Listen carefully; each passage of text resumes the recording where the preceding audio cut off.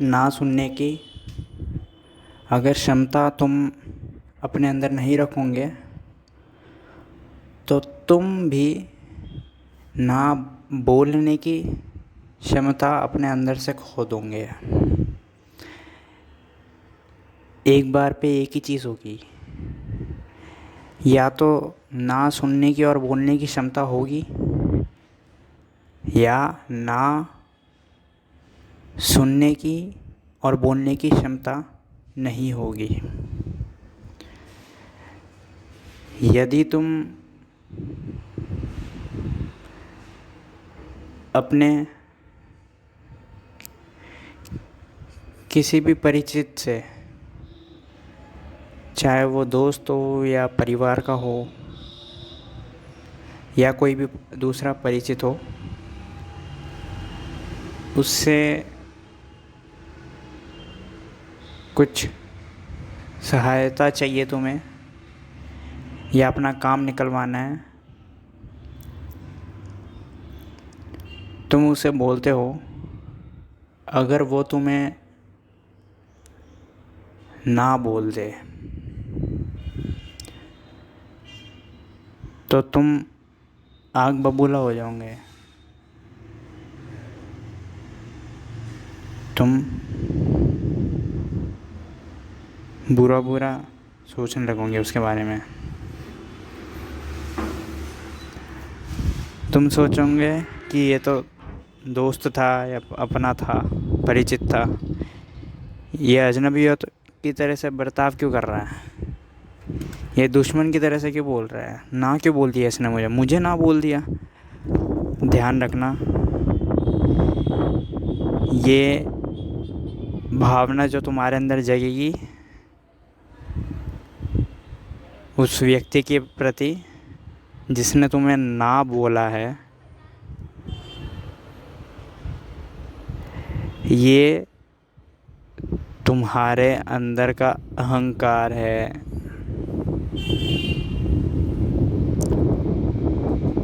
और अगर वही व्यक्ति तुम्हें हाँ बोल देता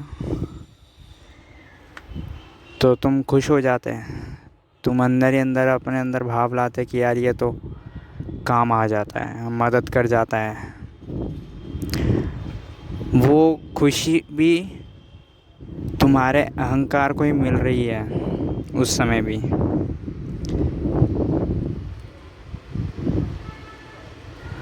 और एक बात ध्यान रहे,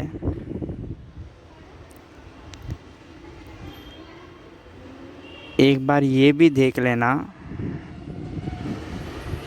कि सामने वाला जो व्यक्ति है, अगर वो तुम्हें ना बोल रहा है या हाँ बोल रहा है, उसके पीछे का कारण क्या है। कहीं कारण ये तो नहीं कि जिस व्यक्ति से तुम मदद मांग रहे हो वो व्यक्ति हाँ बोल रहा है तुम्हें तुम्हारे ही दबाव में आकर। ऐसा होता है अक्सर दोस्तों में। एक दोस्त जिसका प्रभाव सारे दोस्तों के ऊपर होता है, उसके एहसान पर दूसरे दोस्त दबे हुए होते हैं। इतने दबे हुए होते हैं उसके एहसान पर दोस्त कि जब वो अपने किसी भी दोस्त से मदद मांगने जाता है तो कोई भी दोस्त ना नहीं बोलता। क्यों? क्योंकि बाकी दोस्त उसके एहसानों पर दबे हुए हैं, तो बाकी दोस्त उसे ना नहीं बोलेंगे, उसे हाँ ही बोलेंगे। क्यों? क्योंकि बाकी दोस्तों के अंदर, मन के अंदर ये भावना आएगी कि इसके एहसानों पर मेरा फ़ायदा हुआ, इसने मेरी इतनी मदद करी, तो मैं इसे ना कैसे दे सकता हूँ।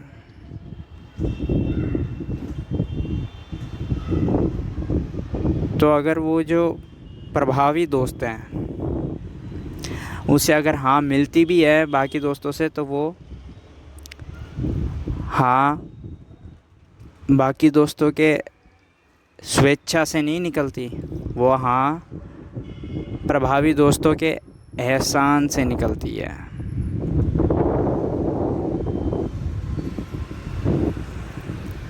और ध्यान रहे, जो व्यक्ति तुम्हें हाँ बोल रहा है तुम्हारे ही प्रभाव के कारण,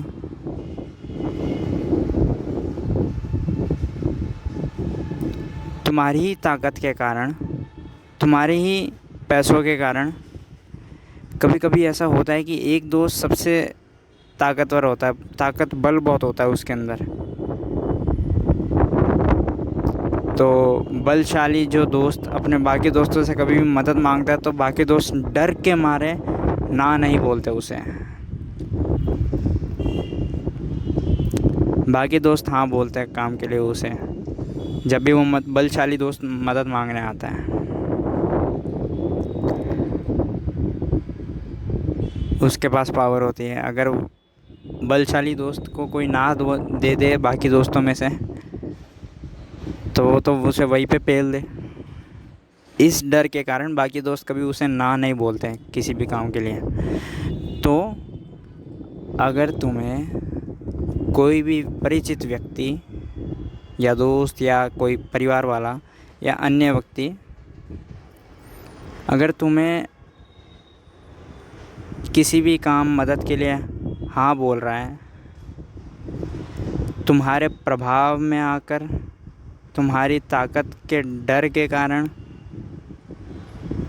या तुम्हारा और कोई भी चीज़ है जिससे वो डरता है या प्रभाव में आ चुका है, अगर उसके कारण कोई व्यक्ति तुम्हें हाँ बोलता है तो एक बात कान खोल कर सुन लेना, वो हाँ तब तक ही बोलेगा, वो मदद तुम्हारी तब तक ही करेगा जब तक तुम्हारा उसके ऊपर प्रभाव बना रहेगा, जब तक तुम्हारे अंदर बल रहेगा, ताकत रहेगी उस दोस्त के ऊपर, तब तक वो तुम्हारी मदद करेगा, हाँ बोलेगा। जब तक वो व्यक्ति या वो दोस्त तुम्हारे एहसानों पर दबा हुआ रहेगा तब तक ही हाँ बोलेगा। उसके बाद जैसे ही तुम्हारा बल ख़त्म हो जाए, प्रभाव ख़त्म हो जाए, एहसान ख़त्म हो जाए उस व्यक्ति के ऊपर, उसके बाद वो व्यक्ति ना बोलेगा। जब तुम्हारे प्रभाव में आकर वो व्यक्ति हाँ बोल सकता है तो तुम्हारे प्रभाव में ना आकर वो व्यक्ति ना भी तो बोल सकता है। और अंग्रेज़ी में इस प्रभाव को ही, दोस्तों के बीच में जो प्रभाव होता है एक दूसरे के ऊपर, अंग्रेज़ी में इसी प्रभाव को पीयर प्रेशर बोलते हैं। यानी एक दोस्त का दूसरे के ऊपर दबाव। और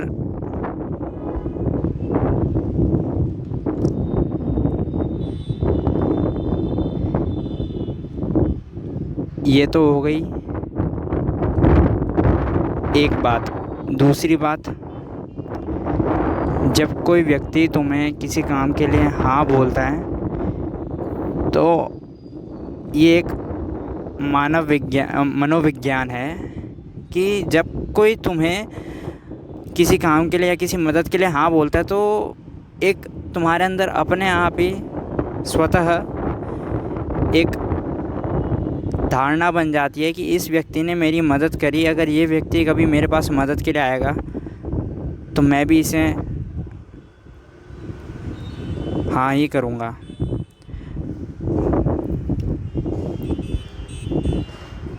एक बार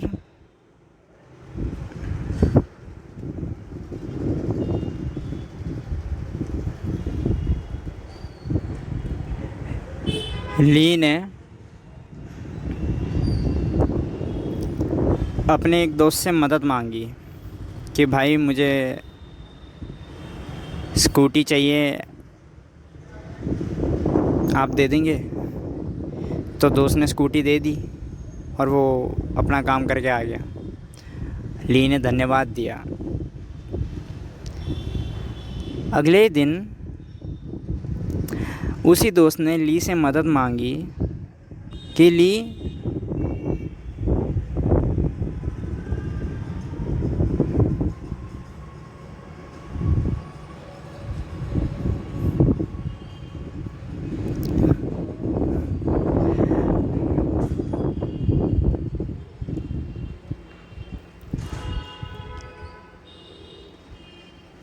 मुझे आपका फ़ोन चाहिए था। दरअसल मेरे बेटे की ऑनलाइन एग्ज़ाम है और मेरा फ़ोन काम नहीं कर रहा है, और घर में और कोई भी अच्छा फ़ोन नहीं है, या तो सारे हैंग होते हैं या तो बाकी सारे बटन वाले फ़ोन यूज़ करते हैं घर में। अब ली आ गया दुविधा में। ली का उस दिन ऑनलाइन इंटरव्यू था।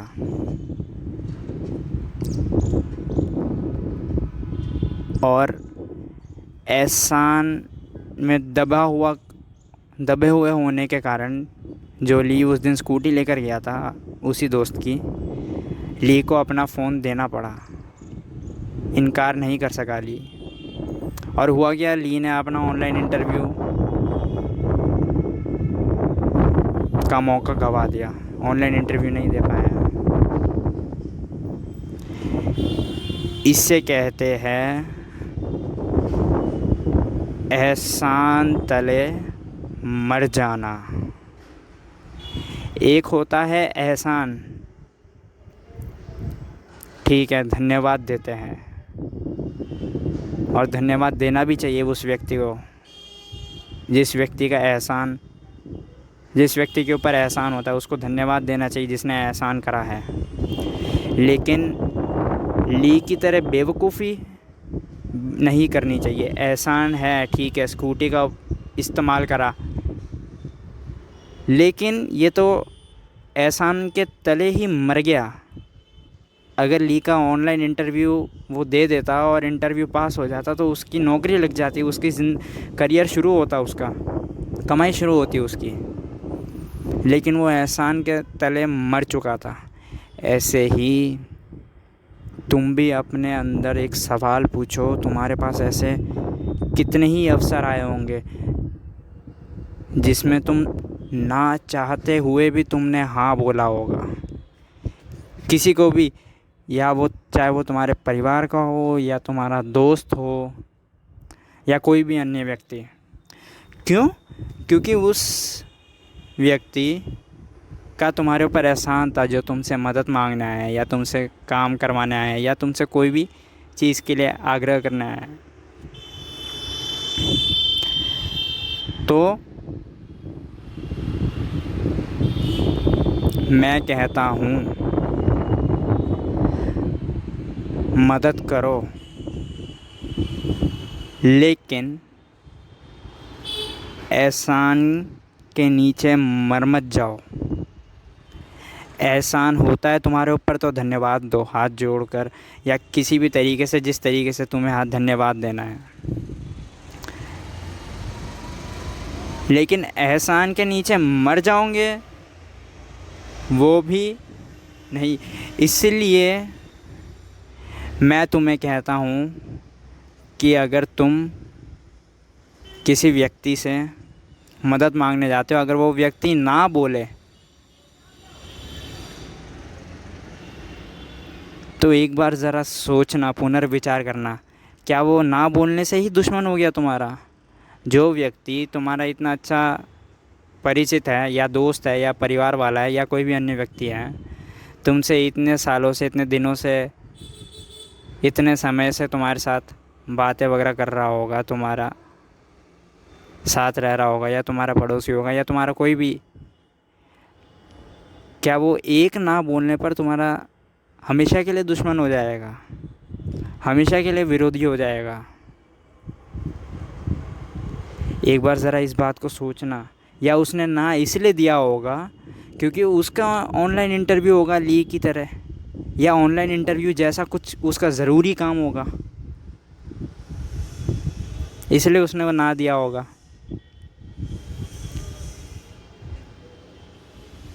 इसलिए ना सुनने की क्षमता रखो, और जब तुम्हारे पास कोई की काम करवाने आए या कोई किसी मदद के लिए आए, तुम भी शांति से सोचना कि मदद तो मैं कर दूंगा, मदद करना तो बहुत अच्छी बात है, लेकिन मदद करने से क्या मेरा घाटा होता है? एक सवाल करना।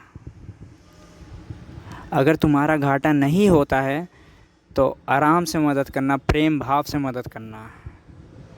एक दूसरे के लिए ही मदद कर देते हैं हम, तभी तो प्रेम बढ़ता है एक दूसरों में। लेकिन अगर तुम्हारा घाटा हो रहा हो या तुम्हारा कोई ज़रूरी काम हो, ऑनलाइन इंटरव्यू जैसा ली का था, तो विनम्रतापूर्वक ना बोल देना।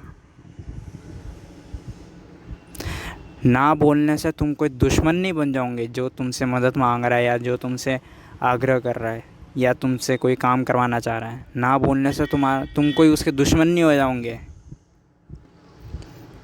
ना तुमने इसलिए बोला है क्योंकि तुम मर जाओगे एहसान के नीचे। ये ऐसे ही मिसअंडरस्टैंडिंग होती है लोगों के बीच में। एक ना या एक हाँ बोलने पर इतने समय की दोस्ती, रिश्ता तोड़ देते हैं लोग। इसलिए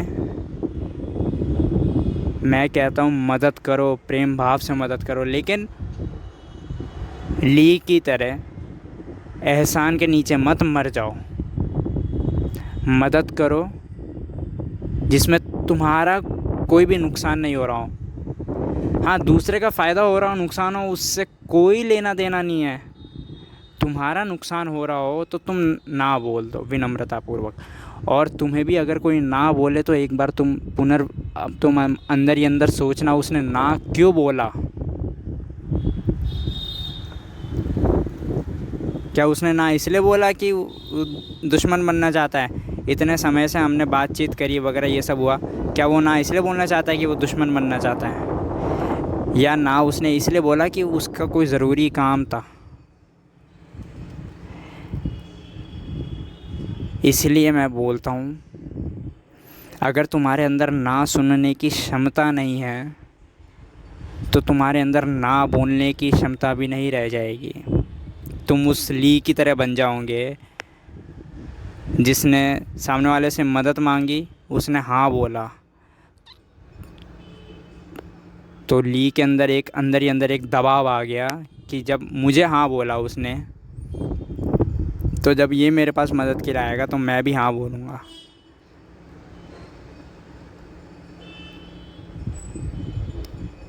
तो इस दबाव से बचो और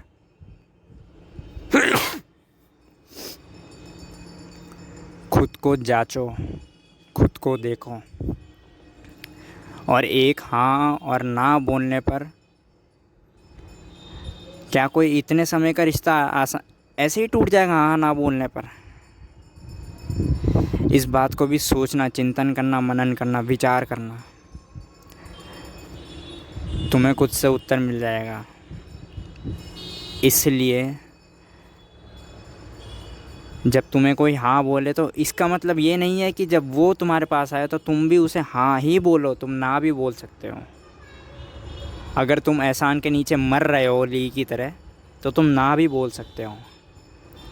लेकिन तुम नहीं मर रहे हो, तुम्हारा कोई घाटा नहीं हो रहा, तो तुम हाँ बोलो। मैं तो कहता हूँ अगर तुम्हारा कोई घाटा नहीं है तो तुम हाँ बोलो। ऐसे ही जब कोई व्यक्ति, तुम मदद के लिए जाओ उस व्यक्ति के पास, वो व्यक्ति तुम्हें ना बोल दे, और वो व्यक्ति जब तुम्हारे पास आए मदद के लिए, तुम उसे ना इसलिए बोल दो क्योंकि उसने तुम्हें ना बोला था, तो इसमें तुम्हारी बेवकूफ़ी है। तुम बराबरी कर रहे हो उससे।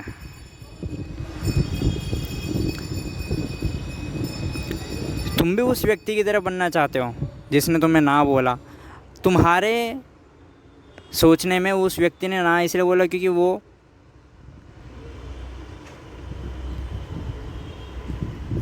व्यक्ति तुम्हें मदद नहीं करना चाहता। क्यों? क्योंकि वो व्यक्ति तुम्हारे नज़रों में पागल है। तो जब वही व्यक्ति तुम्हारे पास मदद के लिए आएगा कल, तुम भी उसे इसलिए ना बोल दोगे क्योंकि उसने तुम्हें ना बोला था। ये तो बराबरी करना हो गया। और जब तुम उस व्यक्ति को पागल समझ सकते हो, तो जब तुम उसी व्यक्ति से बराबरी कर रहे हो तो तुम भी पागल हो गए। पागल से कोई बराबरी करता है? समझदार व्यक्ति। बराबरी भी उससे की जाती है जो तुम्हारे जैसा है। तुमने जब पहले ही सोच लिया कि वो पागल है तो तुम पागल से बराबरी करते हो अपनी, या तुम एक साधारण व्यक्ति से बराबरी करते हो, समझदार व्यक्ति से बराबरी करते हो। तो इसीलिए जब तुम्हें कोई ना बोल दे काम के लिए तो एक बार सोचना कि उसने ना क्यों बोला है, या उसी से पूछ लेना कि ना क्यों बोला है। और जब वही व्यक्ति तुम्हारे पास आए तो तुम जांचना कि मेरा कोई ज़रूरी काम तो नहीं है, मेरा कोई ज़रूरी चीज़ तो नहीं है। अगर नहीं है, अगर तुम ली की तरह अपना ही घाटा नहीं कर रहे हो मदद करने में, तो मदद करना, भले ही उस व्यक्ति ने तुम्हें मदद के लिए ना बोला हो। इसे कहते हैं मदद। और हाँ या ना का चक्कर में अगर तुम पड़ गए तो हर एक व्यक्ति से तुम्हारी मिसअंडरस्टैंडिंग्स बढ़ती जाएगी।